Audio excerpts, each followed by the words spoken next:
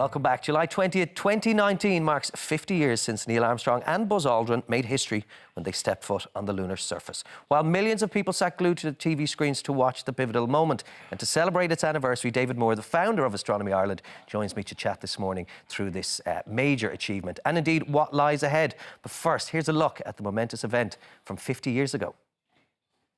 I believe that this nation should commit itself to achieving the goal before this decade is out of landing a man on the moon and returning him safely to the Earth. Ever since JFK's promise in 1961, the US had been planning to overtake the Russians in the space race. 50 years ago, that dream became a reality. The wake-up call came at 4:15 on the morning of Wednesday, July 16th, 1969. Neil Armstrong, Buzz Aldrin and Michael Collins were about to make history. They had 25 minutes for breakfast, eating steak, eggs, toast and drinking orange juice and coffee. Then it was time to suit up. In a metal suitcase, they carried their air supply and waved at a group of NASA workers and photographers. 20,000 VIPs, 3,500 members of the media, 1 million people along the Florida coast, and millions more watching on television focused on the amazing spectacle. Liftoff. We have a liftoff. 32 minutes past the hour. Liftoff on Apollo 11. That was the start of an amazing 4 days that saw Neil Armstrong and Buzz Aldrin eventually walk on the moon. It's one small step for man, one giant leap for mankind. As a casual observer, I get chills watching that. As an astronomer, how does it feel to look back at that? I mean, it's unbelievable that it happened so long ago. It shouldn't have happened that early. It was all a political space race with the Soviets and the Americans. And today we've got more well-developed space companies who have big plans for the future.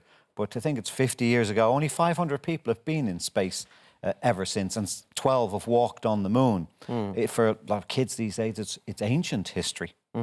And so for the first two, being the first is the most incredible achievement. But it was fraught with danger. A lot of people, as you said, were doubtful they'd do it, which leads to people doubting they ever did it, but they did do it. But pretty miraculous, they made it and made it back. Yeah, Armstrong himself calculated that there was a 50-50 chance that they would land on the moon and about a 90% chance that they would get back. And there aren't many jobs where you have a 10% chance of dying. And in fact, the astronaut career path has not been good.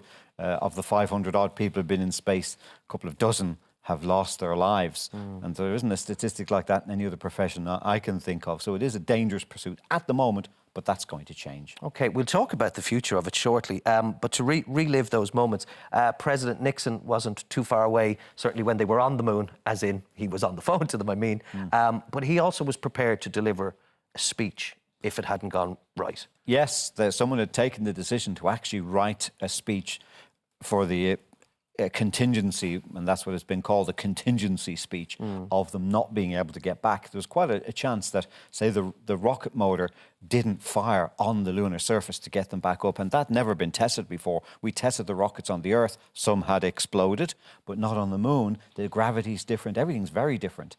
You would have liked to have had a few trials of that, and there was a distinct chance they'd be left sitting there on the moon until their oxygen ran out, and how embarrassing that would have been in the full glare of the world's media, biggest television audience ever.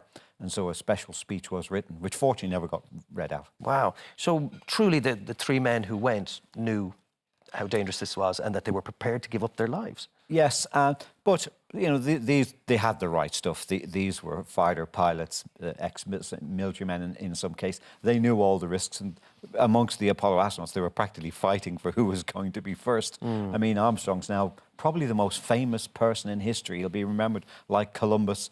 In terms of good people, he's probably the most famous person we'll ever have in history. First person on another world. And is it true he nearly died before he even got off the Earth?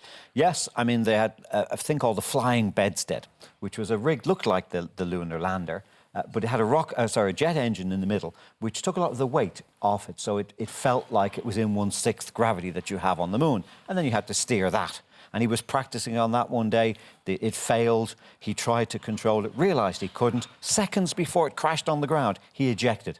And the amazing thing is, he went back to his office after that, nearly dying, and started doing paperwork.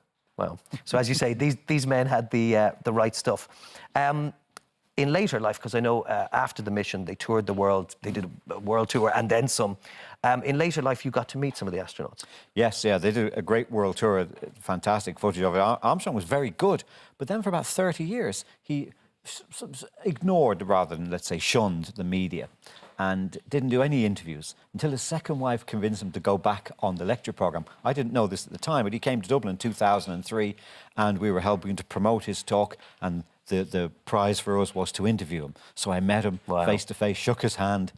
It was unbelievable to meet the first man on the moon. I never thought that would happen. The next year we actually met Buzz Aldrin as well. And he was visibly nervous when he was talking to us. His hands were actually shaking. Is he quite a shy character? Yes, that 30 years away from the public light had taken its toll. His hands were shaking, just talking, knowing someone was probably going to write about this in a magazine afterwards, which was remarkable. I thought, he's the one that's nervous? He's a fighter pilot in the Korean War. Yeah. You know, compared to me, he had nothing to be nervous about. And he has an Irish connection, had an Irish connection, I should say. The interview was quite nervous, and we had lots of questions. But one question we thought we'd ask, I thought Armstrong, Scottish name, but we'll ask him, is there any Irish ancestry? This is before we knew Barack Obama was Irish, Tom Cruise is Irish, everybody else apparently. So I asked him, expecting a quick no and on to the next question. But in fact, that's when the interview relaxed. And he cheered up enormously and said they had just traced the family history and the Armstrongs came from Fermanagh. Okay. And then he laughed when he said, apparently, they were known for stealing cattle. At that stage, he's one of us. We can claim Armstrong as Irish. Maybe that's how they ended up in America in the first place. Who knows? Perhaps so, yeah. And then you met Buzz Aldrin, totally different character? Yes, yeah. And if you watch any of his interviews, Armstrong died 2012. Aldrin's still with us, so is Mike Collins. And he was a much more aggressive character, shall we say, or extrovert character. He'd stayed in the media all those decades. And to be fair to him, I asked him a very long, meandering question. And at the end of it, he said, "Can I speak now?" And I shut up, because 2 years before, he had punched a moon hoaxer who was pestering him outside a hotel, wasn't charged because they reckoned he was defending himself. So he has that kind of reputation. So totally different characters. And a lot of people said Armstrong was the right person to be first on the moon because of his demeanour. No ego at all. OK. Let's look ahead to what the future holds for space travel. How long is it since we've last had a man on the moon? And when will we next have a man or woman on the moon? Well, the Americans and Soviets were having in a race. The Americans won. The Soviets more or less gave up. There were 6 missions that landed on the moon. There were more planned, and the rockets had been built. They were used for other projects afterwards, but the public interest waned. It's very expensive science. We got a lot of the science back. 5% of the federal budget was being used. So they ended in December 72. So it's 2.5 years of moon landing. Seems a lot longer. And then it was over. And the next big thing that happened was the space shuttle, followed by the International Space Station, which flies over Ireland actually every night this coming week.